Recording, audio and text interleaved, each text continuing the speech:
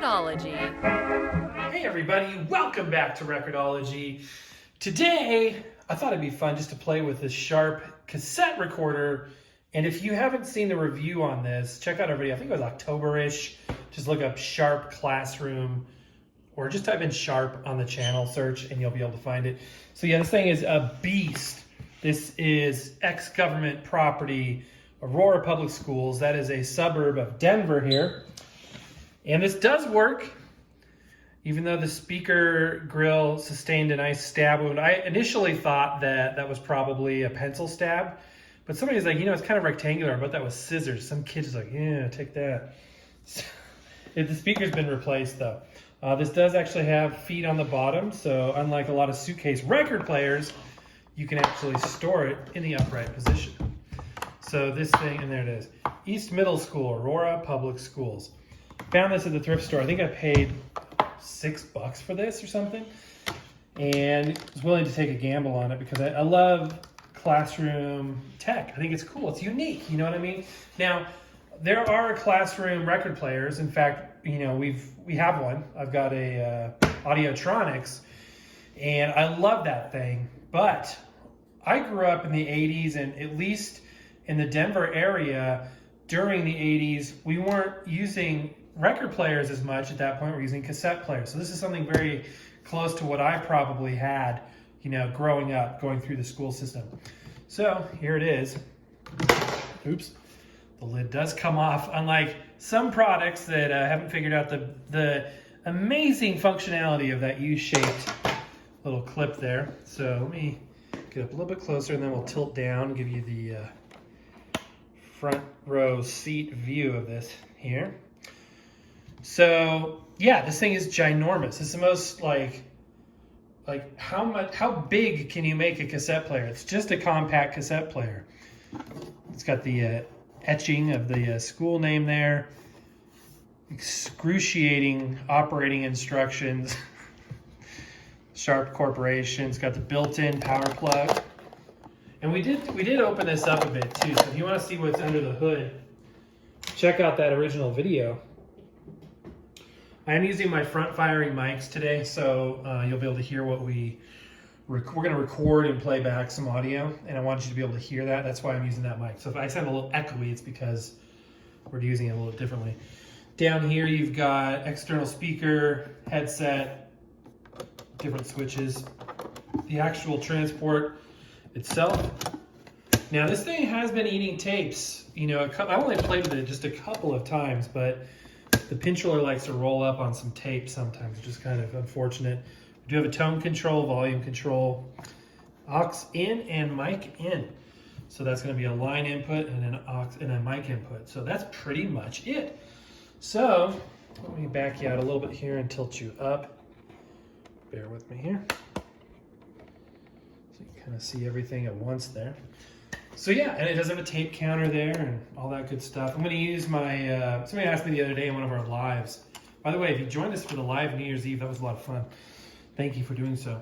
Somebody asked me, I think in that show, what kind of tape I use. And the answer is any kind I can get my hands on. I know, and we've done shows about, you know, Dolby S on metal tape and stuff like that. But for me, just give me a cheap ferric oxide tape and I'm happy.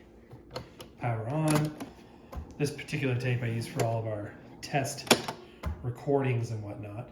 But what I wanted to do today, and I haven't done this yet, is test the recording capability.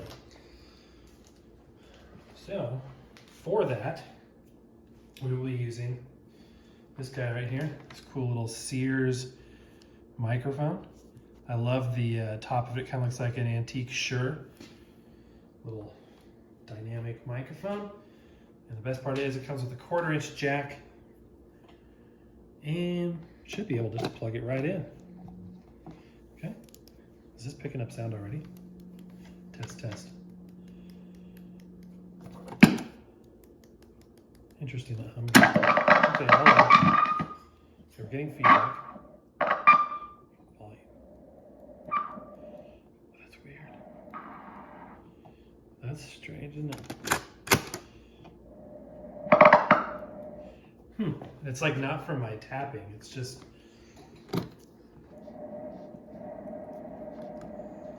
That's weird. see what's already on the tape. That's weird.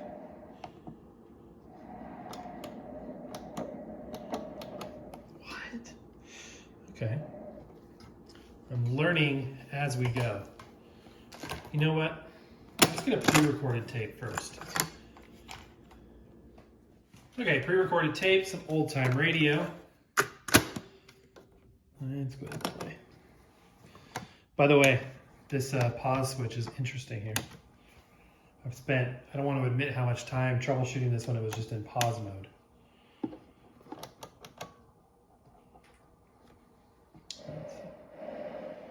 don't know why we're getting that audio now. Or that sound instead of the actual, what we're supposed to get. Public address? Whoa. What?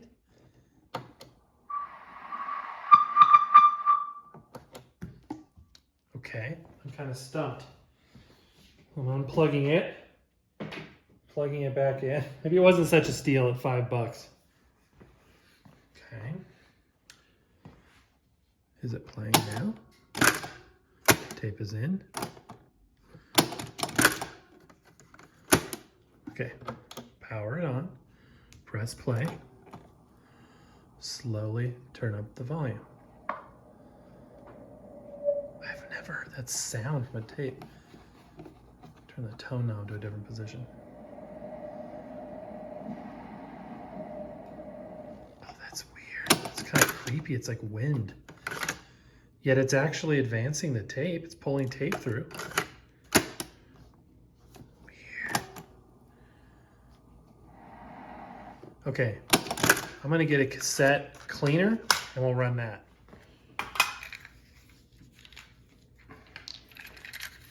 Now I did clean the heads thoroughly, or the head, when I purchased this unit, but it's not gonna hurt to do it again, so.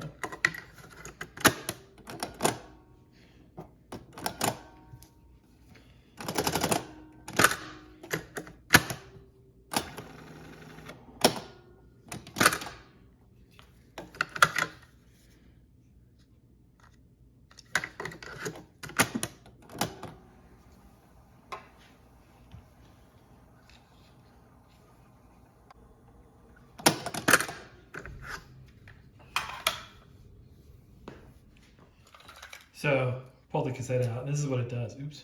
Hopefully I don't get it caught. It pulls out about that much, which is kind of interesting. So I took this out in the garage and I kind of went ham on the deoxit into these knobs. Where's the other one? I misplaced. Oh, here it is. And what's amazing is they used to have like a really kind of thick drag.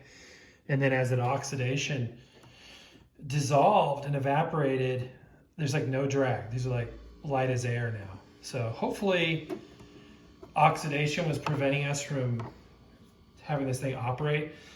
I noticed with the microphone as I was playing with it off camera that there's these, it was really quiet and then all of a sudden it would be spiked to these really loud places when the knob was turned to a certain position. So I'm thinking there was just heavy oxidation. So let's power it back up and try again. Let's start with the mic. It's really weird. I switched to this mic, by the way. I have not, well, I guess we could try with the Sears mic. So far, I haven't got this thing to work, so I don't know that it works well. Yeah. So yeah, I'm not sure about this mic. However, just a bummer. It has a bad couple of crimps in the cable, so it's possible it needs to be rewired. So I do have this other one, this little Panasonic mic, switchable mic with an adapter. I know this works. But here's what's weird. When I was playing with this earlier,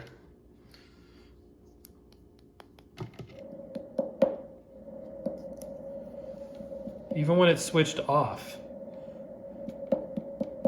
it comes through, albeit very quietly. In fact, when you turn it on, it doesn't do anything different. Testing 1, 2, 3, testing 1, 2, 3, 1, 2, 3, 4. I don't know why it sounds like we're in a windstorm. There's so many variables with this stuff, you know? Testing testing. Oh, see how it's like I feel like it's shorting out, and then every once in a while I hit like this place where it's actual volume. Testing 1 2 3. Testing 1 2 3. Testing 1 2 3. Because that's cranked, and I'm cupping my mouth over it, holding it like this to my lips. Testing 1 2 3. Testing 1 2 3. Testing 1 2 3. Testing 1 2 3. This unit may have more issues than I thought. So, okay, moving over here. Let's try to play a tape in here again. So what do you do when your tape's like this? You can take a pencil. Anybody that grew up in the 80s, you knew you were no stranger to this. You could sit there with a friend and re-spool an entire cassette while having conversation and be like, oh wow, I got through it already. Struggles that today's youth will never know. And a pencil is great. You got to know what pens and what markers would work, which ones wouldn't. Okay, so now that I've deoxified this volume pot, let us try playing a tape back. This is so weird. It was working before. Why? Does it not? Maybe turn off the PA. Doesn't seem to matter.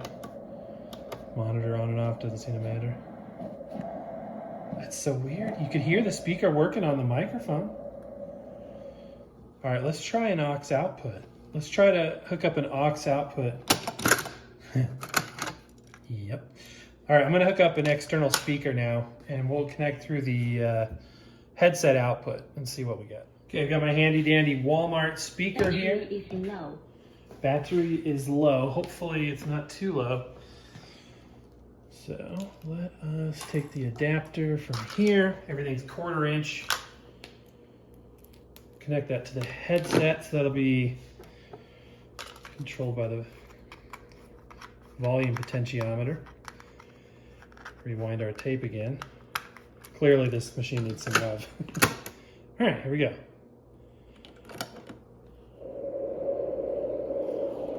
Now the ocean's coming out of this. Battery is low. All right, guys. Well, that concludes our demonstration of the highly reliable and high-quality Sharp classroom player AV-2000. You know what's really weird is you put something away. Oops, this is just going to be unspooling more tape. You put stuff away in working order, and then magically, oh wow, we are okay. You put something away, it's working fine, and pull it out a couple months later, and then it's got gremlins in it. Sometimes it's the other way around. Not often enough. Battery is low. Or something's broken, you pull it out, and it fixed itself. Powering off. This one, unfortunately, storage hasn't treated it well. Time hasn't been nice to it, so it'll be another show for another day. We'll have to take a look and see if we can figure it out. If you guys have any ideas, let me know in the comments down below, but I think that's going to do it for today. Hopefully you found this interesting. I now have yet another project that I need to attend to, so yay me. All right, guys, thank you so much for watching. That's going to do it for now. Happy record hunting. By the way, we got some big news coming up later this week that I'm excited to share with you. I was hoping to do this before Christmas, but it wasn't in the cards. So it will be hopefully later this week, so stay tuned for that. But that's going to do it for now. Happy record hunting. We will see you tomorrow.